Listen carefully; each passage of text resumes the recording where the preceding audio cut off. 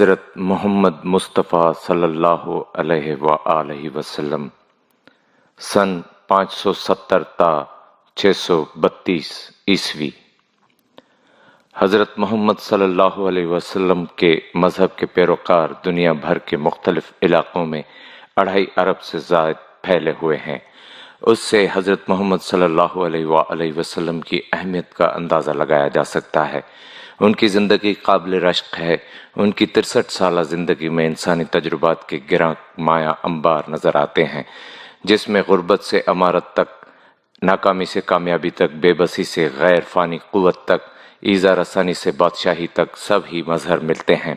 جو بات باعث استعجاب نظر آتی ہے وہ ان کا جہالت اور اوباشی میں لتھڑی ہوئی انسانیت مشرق کو مذہبی زندگی کے ذریعے جھنجھوڑنا ہے۔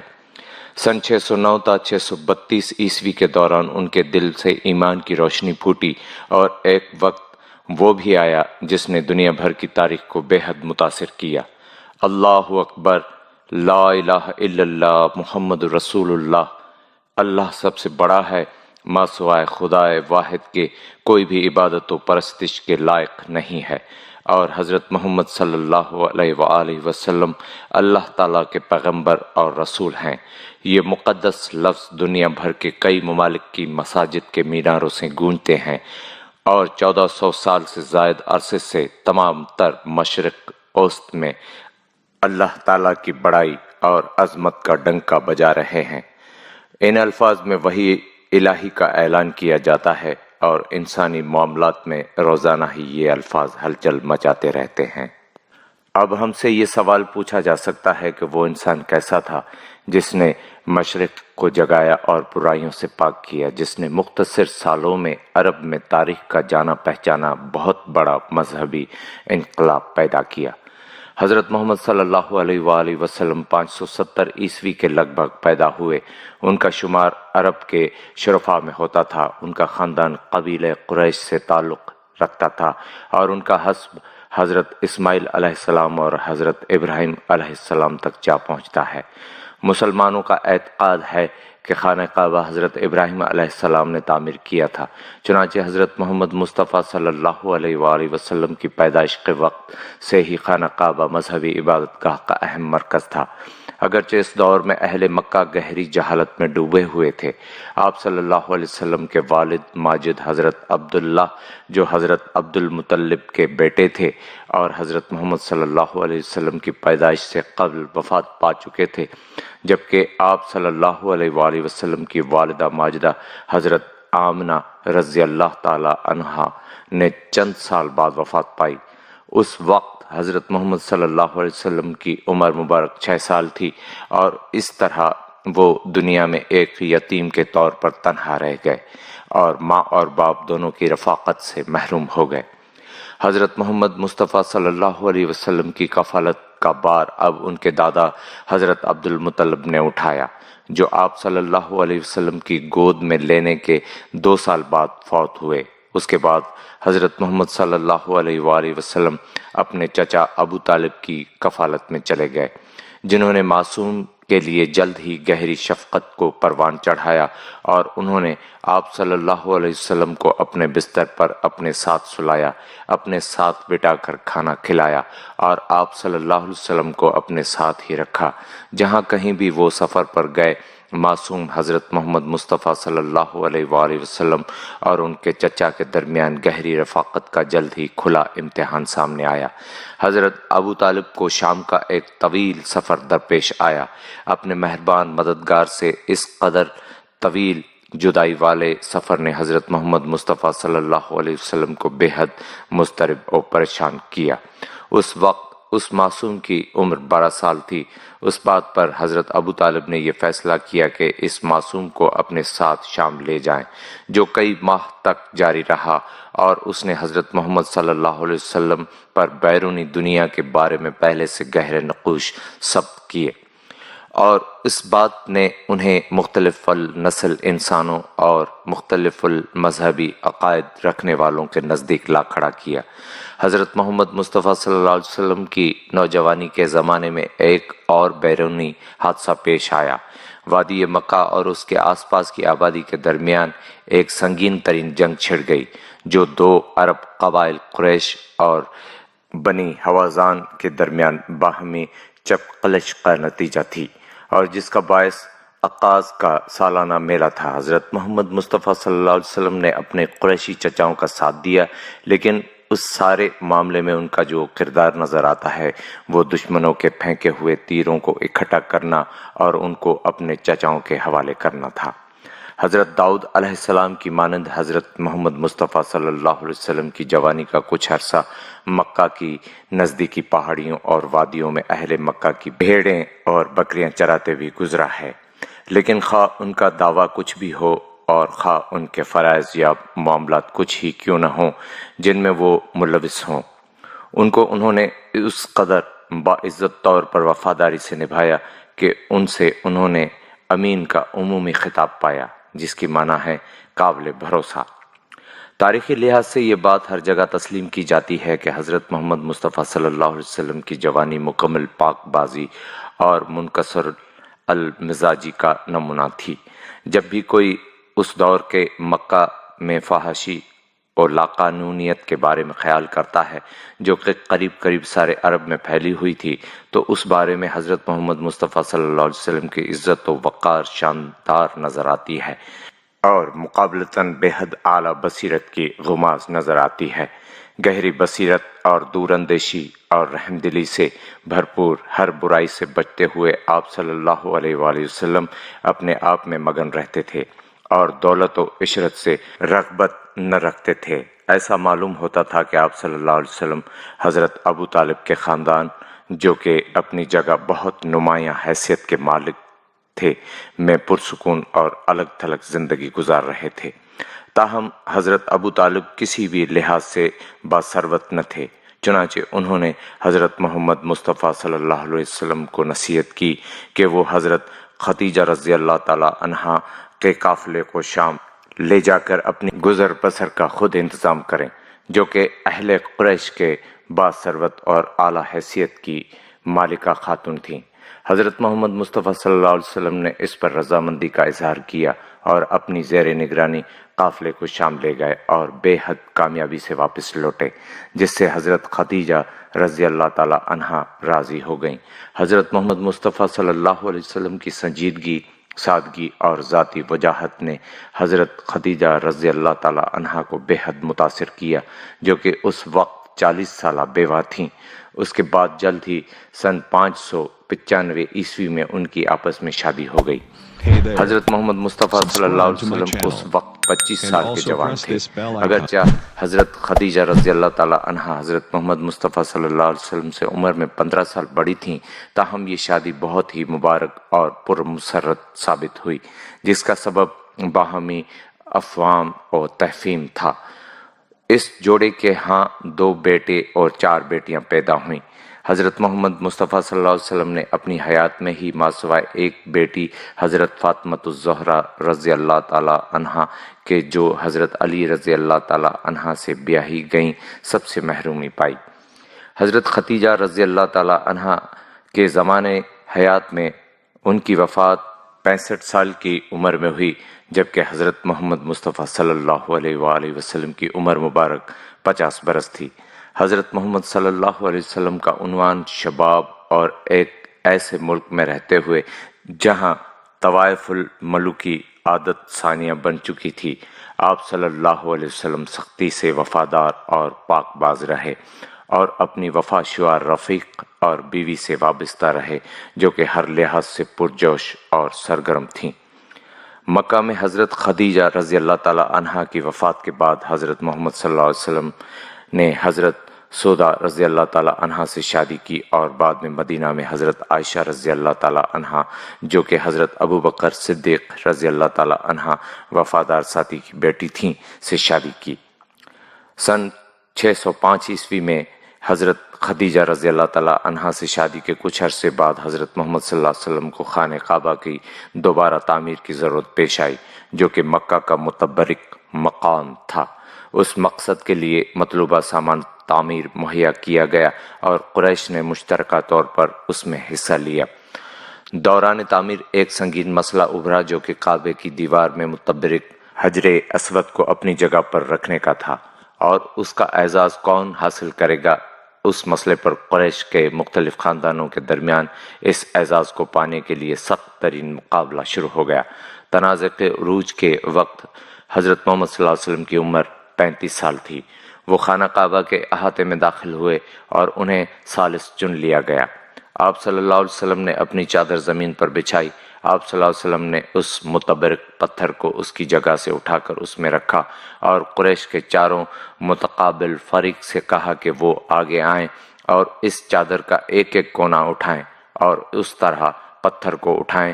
پتھر اٹھایا گیا اور حضرت محمد مصطفیٰ صلی اللہ علیہ وسلم نے پتھر کو اپنے ہاتھوں سے اٹھا کر خانہ کعبہ کی دیوار میں اس کی مطلوبہ جگہ پر رکھ دیا۔ اس طرح آپ صلی اللہ علیہ وسلم نے اعزاز پایا اور امن وجود میں آیا۔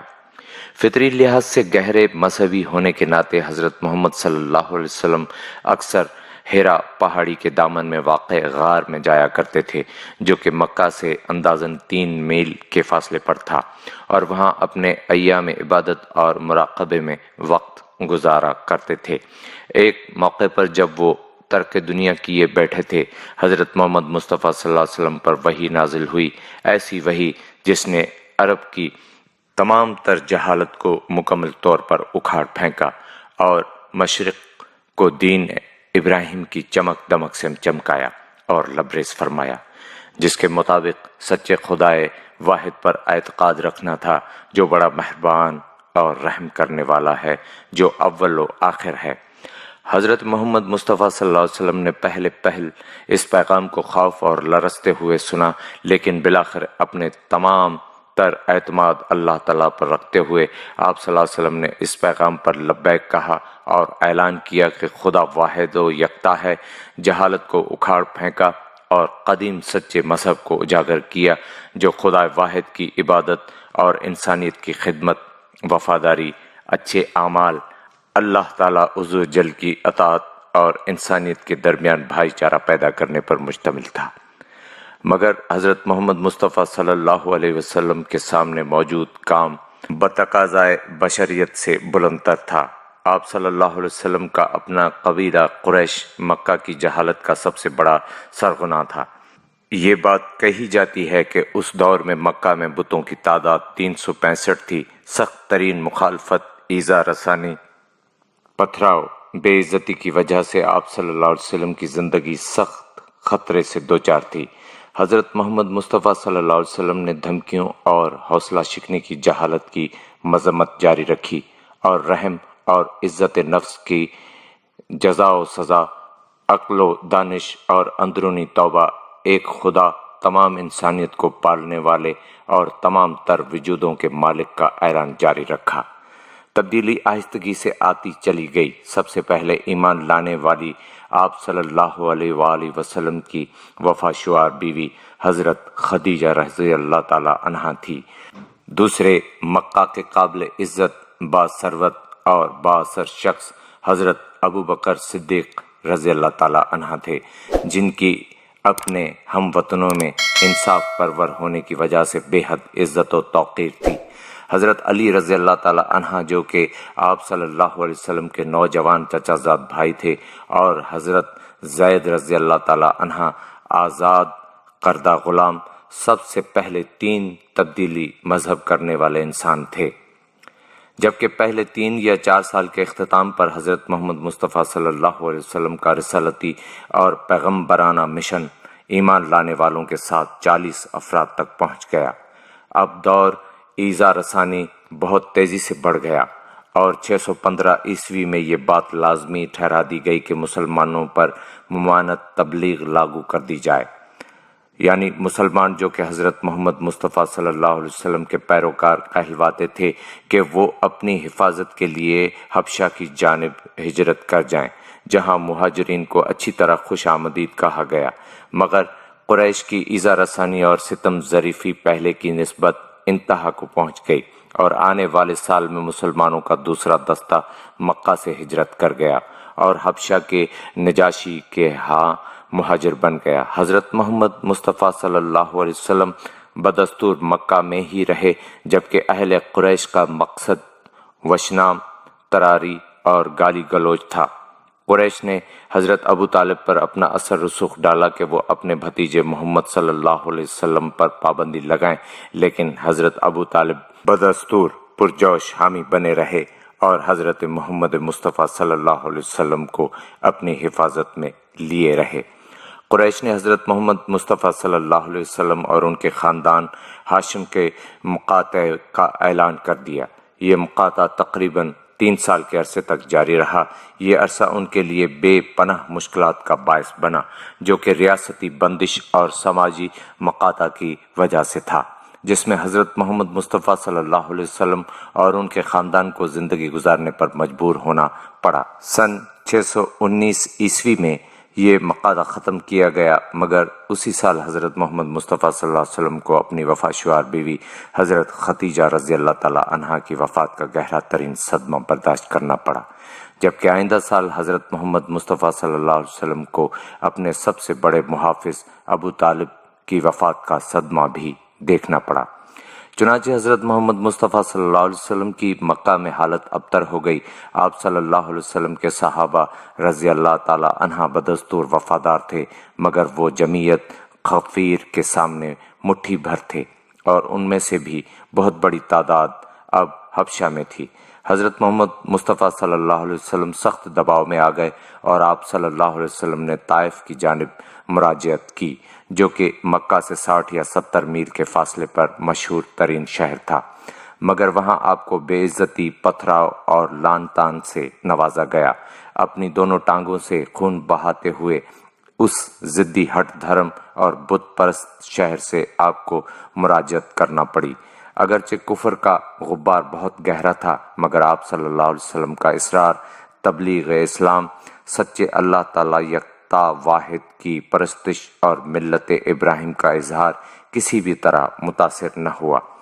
مدینے سے کچھ حاجی مکے تشریف لائے، انہوں نے تبلیغ اسلام کو سنا اور مذہب تبدیل کر کے مسلمان ہو گئے۔ سن 621 عیسوی میں انہوں نے حضرت محمد مصطفیٰ صلی اللہ علیہ وسلم سے بیعت عقبہ اولیٰ کیا اور عہد کیا کہ ہم اللہ تعالی واحدہ لا شریک کے سوا کسی کی بھی عبادت نہ کریں گے، ہم چوری نہیں کریں گے اور نہ ہی ہم زناکاری کریں گے، اور نہ ہی اپنے بچوں کو جان سے ماریں گے، اور نہ ہی دوسروں کے خلاف جھوٹی گواہی دیں گے، اور ہم حق کے معاملے میں حضرت محمد مصطفیٰ صلی اللہ علیہ وآلہ وسلم پیغمبر خدا کے کسی بھی حکم کی نافرمانی سے گریز کریں گے۔ اگلے سال مدینہ سے اس کی پذیرائی کافی بڑی کامیابی سے ہوئی۔ تقریباً 73 مرد اور 2 عورتیں حضرت محمد مصطفیٰ صلی اللہ علیہ وآلہ وسلم پر ایمان لائے اور بیعت عقبہ ثانی کی۔ اب مکہ کے مسلمان چھوٹی چھوٹی ٹولیوں میں اہل مکہ کی ایذا رسانی سے بچنے کے لیے مدینہ کی جانب ہجرت کرنے لگے، جہاں کا ماحول بے حد مہمان نواز تھا، مگر جلد ہی حضرت محمد مصطفیٰ صلی اللہ علیہ وسلم کو اپنے 2 ساتھیوں حضرت ابو بکر صدیق رضی اللہ تعالی عنہ اور حضرت علی رضی اللہ تعالی عنہ کے ہمراہ مکہ کو چھوڑنا پڑا۔ قریش نے اب حضرت محمد مصطفیٰ صلی اللہ علیہ وسلم کے خاتمے کے بارے میں سوچا۔ انہوں نے آپ صلی اللہ علیہ وسلم کے گھر کا اپنے مسلح ساتھیوں کے ساتھ محاصرہ کر لیا، اور اس بات کے لیے تیار ہو گئے کہ جیسے ہی آپ صلی اللہ علیہ وسلم گھر سے باہر تشریف لائیں، آپ صلی اللہ علیہ وآلہ وسلم کا خاتمہ کر دیا جائے۔ مگر حضرت محمد مصطفیٰ صلی اللہ علیہ وآلہ وسلم کو اس سازش کی خبر کا پہلے ہی علم ہو گیا، اور آپ صلی اللہ علیہ وآلہ وسلم حضرت ابو بکر صدیق رضی اللہ تعالی عنہ کے ہمراہ بحفاظت رات گزارنے کے لیے مکہ سے بچ کر نکلے اور غار ثور میں جا مقیم ہوئے، جو کہ مکہ سے 3 میل کے فاصلے پر تھا۔ اگلے دن قریش نے اپنے آپ کو اپنے ارادہ و مقصد میں ناکام و نامراد پایا، قصداً آپ صلی اللہ علیہ وسلم کی تلاش کا ارادہ کیا اور حضرت محمد مصطفیٰ صلی اللہ علیہ وسلم کی بے سود تلاش شروع کر دی۔ آپ صلی اللہ علیہ وسلم تیسری رات غار سے باہر تشریف لائے اور 20 جون سن 612 عیسوی کو مدینے کی جانب مراجعت فرمائی۔ یہی ہجرت تھی اور اسی تاریخ سے مسلمانوں کا کیلنڈر شروع ہوتا ہے۔ مدینہ اب شہر اسلام بن گیا۔ حضرت محمد مصطفیٰ صلی اللہ علیہ وسلم کا یہاں خیر مقدم کیا۔ مسلمانوں نے جلد ہی شہر میں اپنے آپ کو پروان چڑھایا اور مدینے میں با مقصد عمومی اساس تعمیر ابھارا اور پہلی مسجد تاریخ اسلام میں تعمیر کی گئی۔ مگر قریش مکہ مسلمانوں کے اخراج سے پھر بھی مطمئن نہ ہو سکے۔ انہوں نے ارادہ کیا کہ وہ مسلمانوں کا شیرازہ بکھیر کر رہیں گے۔ اگلے 10 سال کا دور سخت ترین اور جارحیت کا رہا۔ مکہ کے بت پرستوں اور مدینے کے مسلمانوں کے درمیان سخت عرصہ جنگ جاری رہا۔ ہجرت کے دوسرے سال قریش نے لگ بھگ 1000 مسلح نوجوانوں کی فوج کے ساتھ مدینہ کی جانب پیش قدمی کے حملے کی پیش نظر مدینہ سے تقریباً 313 مسلمانوں نے اپنا شہر چھوڑا تاکہ دشمن کا سامنا کر سکیں۔ بدر کے مقام پر دفاعی جنگ لڑی گئی جو کہ مدینہ سے تقریباً 30 میل اور مکہ سے تقریباً 220 میل دور تھا۔ کفاران مکہ کی بالارادہ طاقت اور مسلمانوں کی انتہائی قلیل تعداد جس کا 3 کے مقابلے میں اندازاً 1 تناسب تھا دیکھ کر حضرت محمد مصطفیٰ صلی اللہ علیہ وآلہ وسلم مضطرب ہو گئے۔ جنگ سے قبل آپ صلی اللہ علیہ وسلم نے اپنے ساتھی حضرت ابو بکر صدیق رضی اللہ تعالیٰ عنہ کے ساتھ تھوڑی دیر کے لیے اپنی جھونپڑی میں تشریف لے گئے اور سنجیدگی سے دعا میں مصروف ہو گئے۔ پھر جنگ شروع ہوئی۔ مکہ والوں کو سخت نقصان کے ساتھ ساتھ شکست سے دوچار ہونا پڑا اور قریش کے بہت زیادہ نامور سردار میدان میں مقتول پڑے دکھائی دیے۔ بدر کی فتح نے مسلمانوں کے حوصلے بہت زیادہ بڑھا دیے، مگر قریش نے آئندہ سال ایک نیا زوراور حملہ کیا جب انہوں نے 3000 مسلح نوجوانوں کے ساتھ احد کی جانب پیش قدمی کی جو کہ مدینہ سے شمال میں تقریباً 3 میل دور تھا۔ حضرت محمد مصطفیٰ صلی اللہ علیہ وسلم مدینے سے حملے کا جواب دینے کے لیے باہر نکلے۔ اب کہ پھر آپ صلی اللہ علیہ وسلم کی افواج کی تعداد بے حد کم تھی اور اس کا تناسب دشمن کی افواج سے 3 اور 1 کا تھا۔ حالات کو بگڑنے سے بچانے کے لیے کہ دشمن پہلے سے ہی اپنے مقام سنبھال چکا تھا، عبداللہ بن ابی اپنے 300 ساتھیوں کے ساتھ راستے سے الگ ہو گئے۔ اس طرح حضرت محمد مصطفیٰ صلی اللہ علیہ وسلم کی افواج کی تعداد 700 رہ گئی۔ جنگ بڑی خوفناک تھی۔ کچھ وقت کے لیے جنگ کی قسمت عدل بدل ہوتی رہی۔ مسلمانوں کو سخت نقصان سے دوچار ہونا پڑا اور ان کو پسپائی اختیار کرنے پر مجبور ہونا پڑا، مگر مسلمانوں نے مکہ والوں کو شدید مزاحمت سے دوچار رکھا اور ان کی پیش قدمی کے لیے کوئی رخنہ نہ چھوڑا اور وہ میدان جنگ سے اپنی افواج کو واپس لے گئے۔ اس بات کو خصوصی طور پر پیش نظر رکھیں کہ ان دونوں جنگوں میں حضرت محمد مصطفیٰ صلی اللہ علیہ وسلم نے صرف دفاع کیا اور ایک جارح کا مقابلہ کیا جو کافی فاصلے سے اس ارادے کے ساتھ آیا تھا کہ مسلمانوں کو نیست و نابود کر دے۔ 2 سال بعد قریش نے اپنے الحاقی قبائل کے ساتھ ایک اور سنگین ترین حملہ حضرت محمد مصطفیٰ صلی اللہ علیہ وسلم اور مسلمانوں پر کیا جس میں ان کی افواج کی تعداد تقریباً 24,000 تھی۔ انہوں نے پیش قدمی کرتے ہوئے مدینہ کا بذات خود محاصرہ کر لیا، مگر 1 ماہ کی سر توڑ کوششوں کے باوجود وہ دفاعی حصار نہ توڑ سکے۔ مکہ والے اس سے ہراساں ہو گئے۔ یہ پیش قدمی جلد ہی ختم ہو گئی اور اندھے طوفان عظیم اور آندھی کے ہاتھوں ان کے خیمے تباہ و برباد ہو گئے۔ فوج مکہ کے کمانڈر ان چیف ابو سفیان نے پسپائی کا حکم دے دیا۔ اب صلح نامہ حدیبیہ مورز وجود میں آیا۔ حضرت محمد مصطفیٰ صلی اللہ علیہ وسلم نے حج کے لیے مکہ جانے کا اعلان کیا اور عمومی امن کے اس زمانے میں اسلام مجتمع پرقوت اور تعداد میں پھیل چکا تھا۔ چند سال بعد قبائلی خانہ جنگی دوبارہ پھوٹ پڑی اور حضرت محمد مصطفیٰ صلی اللہ علیہ وسلم اور اہل مکہ نے ایک مرتبہ پھر اپنے آپ کو ایک دوسرے کے مخالف کیمپوں میں پایا، مگر اب مسلمان طاقتور ہو چکے تھے۔ حضرت محمد مصطفیٰ صلی اللہ علیہ وسلم نے مکہ کی جانب پیش قدمی کی اور بغیر خون بہائے فتح حاصل کی۔